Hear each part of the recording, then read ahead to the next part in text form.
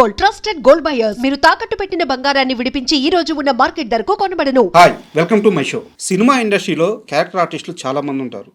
వీళ్ళల్లో కొంతమందికి ఎన్ని సినిమాలు చేసినా పరిచయం అవసరం, ఇంకొంతమందికి అసలు పరిచయమే అవసరం లేదు. ఇప్పుడు రెండో కేటగిరీకి చెందిన ఆర్టిస్ట్ మిర్చి మాధవి గారు మనతో ఉన్నారు.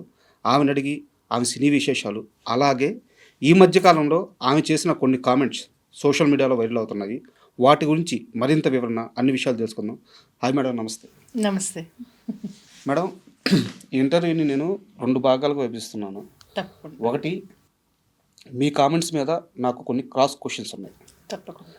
ముందు వాటికి వెళ్దామా, లేదు ముందు ప్లెయిన్గా మీ సినిమా గురించి ప్లేన్ వద్దు, దిగండి. ఏంటో గట్టిగానే స్టార్ట్ చేద్దామా? గట్టిగా స్టార్ట్ చేద్దాం. స్ట్రాంగ్గా ఉన్నారా? Yes, of course. ఈ మధ్యకాలంలో మీరు ఇచ్చిన ఒక ఇంటర్వ్యూలో మాట్లాడుతూ ఒక ప్రకాష్ రాజ్ గారి సినిమాలో యాక్ట్ చేయాలి అని చెప్పేసి ఒక వ్యక్తి ఫోన్ చేశారు. ప్రకాష్ రాజ్ గారి సినిమా కాదు, అందులో ప్రకాష్ రాజ్ గారు కూడా ఒక పార్ట్. ఆ సినిమాలో యాక్ట్ చేయాలి, కానీ ఒక 5 మందికి కమిట్మెంట్ ఇవ్వాల్సి ఉంటుంది అని చెప్పి మీరు చెప్పారు. నిజానికి చాలా బాధాకరమైన సందర్భం, జరిగి ఉండకూడదు. అయితే ఇక్కడ నా క్వశ్చన్ ఏంటంటే, మిర్చి మాధవి అనే ఆర్టిస్ట్ ఒక 300 పైగా సినిమాలు చేసిన artist, well known artist, serials. మిర్చి మాధవి లాంటి ఒక ఆర్టిస్ట్కే ఇలాంటి ఒక సందర్భం ఎదురైతే ఇండస్ట్రీలో ఉన్న ఒక కొత్త హీరోయిన్స్ కానీ, ఇప్పుడిప్పుడే రావాలనుకున్న వాళ్ళు కానీ, వాళ్ళకి ఎలాంటి కాల్స్ వస్తున్నాయి? మీ క్వశ్చన్ అయిపోయిందా? లేదు, కాలేదు. సో ఇది చాలా సీరియస్ ఇష్యూ. యా, కాకపోతే ప్లీజ్ నన్ను కంటిన్యూ చేయండి. నేను ఇది చెప్పాలి. ఇది ఈ క్వశ్చన్ దగ్గర మీరు అడిగారు కదా, మిర్చి మాధవికే ఇలా కాల్ వస్తాయని. ఇది కాల్ వచ్చి నాకు ఆల్మోస్ట్ 13 ఏళ్ల కిందట వచ్చిన కాల్ అది. ఓకే. అది ఒకసారి ఒక కాలే వచ్చింది, ఆ ఒక్క కాల్ వచ్చింది, దాని తర్వాత మళ్ళీ రాలేదు. అంటే it's not a continuous process. మిర్చి మూవీ చేయకముందు వచ్చిన కాల్ అది. ఓకే. అది క్లారిటీ లేకపోవడం వల్ల, క్లారిటీ ఉందా లేదా అనేది, ఇలాంటివి ఏంటంటే, ఒకటే నేను మొన్న ఇంటర్వ్యూలో కూడా చెప్పింది ఏంటంటే, కాల్స్ వస్తాయి, బురద ఉంటుంది, మురికి ఉంటుంది, ట్రాఫిక్ ఉంటుంది, చెత్త ఉంటుంది, అన్నీ తోసుకుంటూ తీసుకుంటూ వెళ్ళాలి. నువ్వు ధైర్యంగా నువ్వు ముందుకెళ్ళడమే నీ జర్నీయే నువ్వు చూసుకోవాలని నేను నమ్ముతా.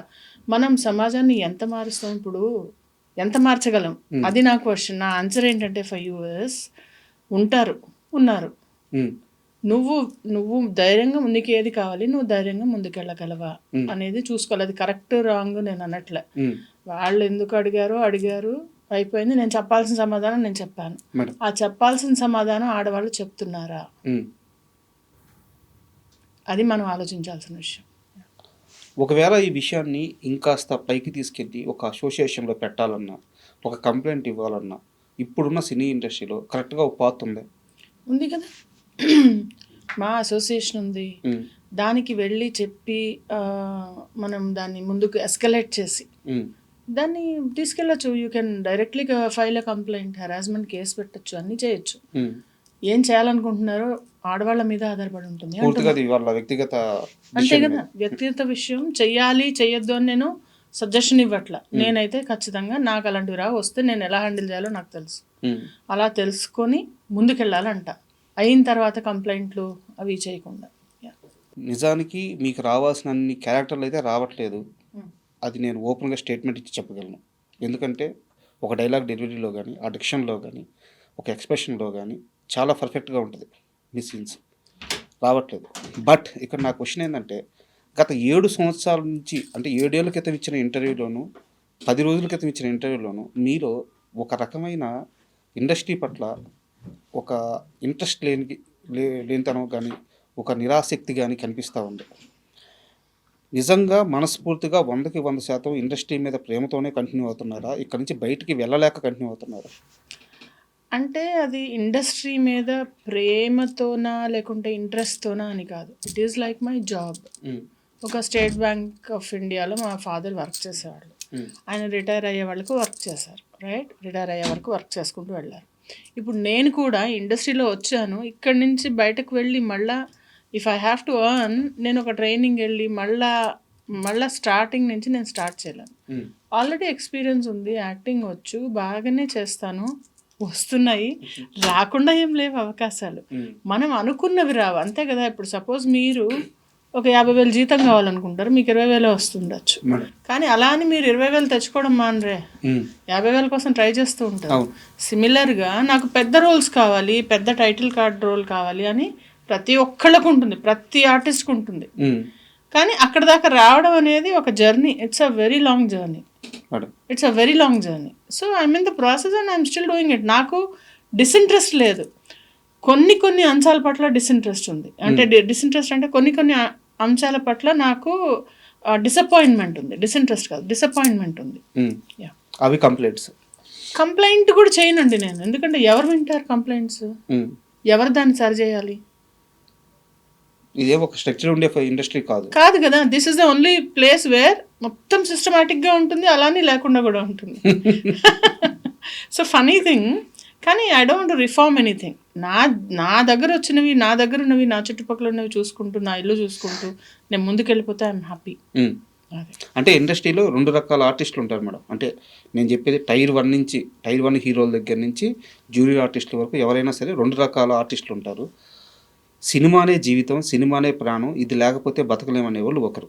ఇంకొకరు ఇది నా ప్రొఫెషన్, ఇక్కడ అవకాశాలు ఉన్నంత వరకు చేస్తాను, తర్వాత చల్తా, ఏదైతే అది అవుద్ది. దీంట్లో మిర్చి మాధవి ఏ రకం? Second type. ఇది ప్రాణం, ఇది నా సర్వస్వం, ఇది నా ఇది అని నేను అసలు అంత దేన్ని అనుకోను సార్.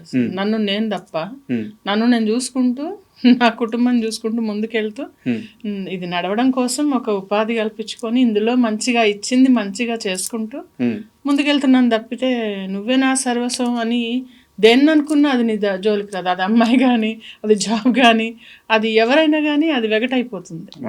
ఏది అంత నీకు మనసుకు హత్తేసుకోకూడదు. అది నేను అస్సలు చేయనది. ఎందుకంటే డిసప్పాయింట్మెంట్స్ వస్తాయి కాదా? అంతే కదా. ఇప్పుడు అంతే కదా. ఏదైనా నేను ఇల్లు కడుతున్నావో, బ్రహ్మాండమైన ఇల్లు కట్టాలంటే డబ్బులు సరిపోవు. ఆ సరిపోయిన వాటిలో కట్టిన దానిలో డిసప్పాయింట్మెంట్. ఇంకా దాన్ని ప్రేమిస్తే తుడిచి అక్కడే ఉండి నేను అందులోనే ఉండలేను, బయటకు వెళ్తే ఏదో పాడైందని. అంటే నువ్వు ఎక్సెస్గా ఎప్పుడైతే అబ్జెస్ అవుతావో ఏ విషయం గురించి అయినా, ఇట్ డజంట్ హెల్ప్ యూ. అంటే ఇక్కడ నాది ఒక కంటిన్యూటీ క్వశ్చన్. ఇప్పుడు ఆర్టిస్టులు చాలామంది ఉంటారు, అవకాశాలు లేక సూసైడ్ చేసుకుంటూ ఉంటారు. వాళ్ళందరూ ఇలా సినిమాల నుంచి ఎక్స్ట్రీమ్కి వెళ్ళిపోయి ఆలోచించిన వాళ్ళే కదా. అంతే కదా.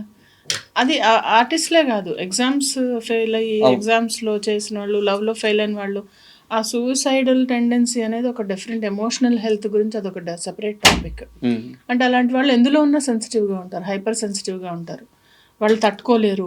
అదే చెప్పటం, డిసప్పాయింట్మెంట్ తట్టుకోలేరు. ఎప్పుడైతే నువ్వు ఎక్స్పెక్టేషన్స్ ఇక్కడ పెట్టుకున్నావో అక్కడ దాకా రాలేదనుకోండి, ఇట్ విల్ బి టోటలీ ఒక రాంగ్ ప్లేస్లో ఉన్నట్టు మనం కదా.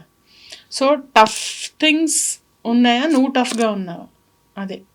అండ్ మీ యూట్యూబ్ ఛానల్ చూస్తే మేడం కొన్ని షార్ట్స్ పోస్ట్ చేస్తూ ఉంటారు మీరు, చాలా అద్భుతంగా ఉంటాయి. మోటివేషనల్ స్పీకింగ్ లాగా, అంటే ఇన్స్పిరేషన్ కలిగించేలాగా ఉంటాయి.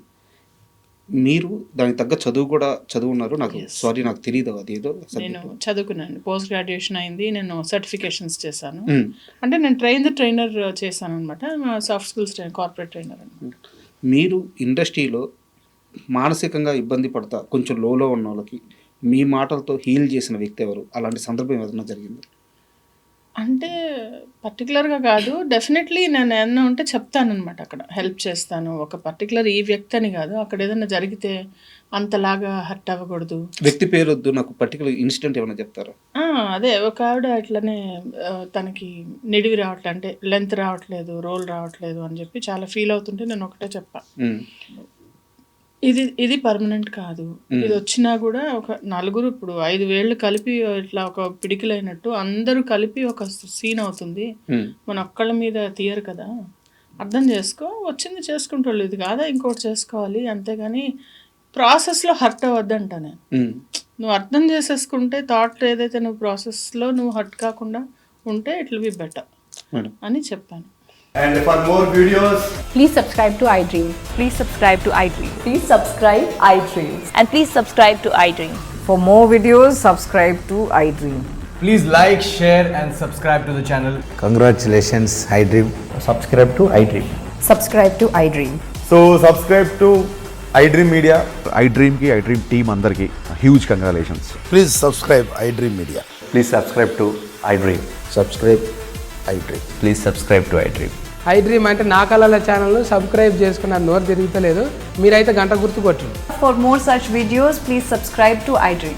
Subscribe to iDream. Please subscribe to iDream. Please subscribe iDream Media. Please do subscribe to iDream. Please subscribe to iDream Media. For best entertainment and information, please subscribe iDream. And don't forget to subscribe to iDream.